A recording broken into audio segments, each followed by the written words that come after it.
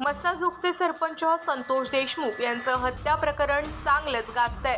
ही घटना ताजी असताना बीडच्या आष्टी तालुक्यात याच घटनेची पुनरावृत्ती घडली आहे। इथं एका मालकाने ड्रायव्हरची निर्घृण हत्या केली आहे। नराधम आरोपीनं ड्रायव्हरला 2 दिवस पत्र्याच्या शेडमध्ये डांबून ठेवत अमानुष मारहाण केली। ही मारहाण इतकी भयावह होती की यात त्याचा जागीच तडफडून मृत्यू झालाय। रविवारी ही घटना उघडकीस येताच बीडसह संपूर्ण महाराष्ट्र हादरलाय।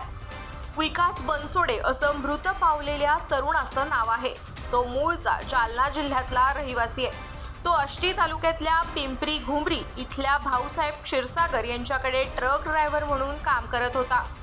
जवळपास 4 वर्ष तो क्षीरसागर यांच्याकडे काम करत होता, पण अलीकडेच त्याचे क्षीरसागर यांच्या अल्पवयीन मुलीशी प्रेमसंबंध सुरू झाले होते।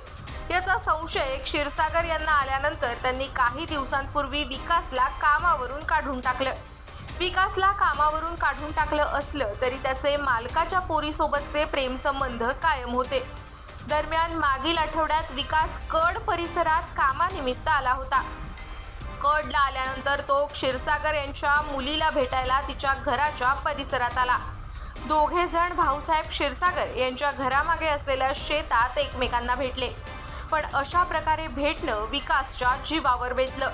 शेतात दोघेही आक्षेपार्ह अवस्थेत दिसल्यानंतर मुलीच्या वडिलांची तळपायाची आग मस्तकात गेली।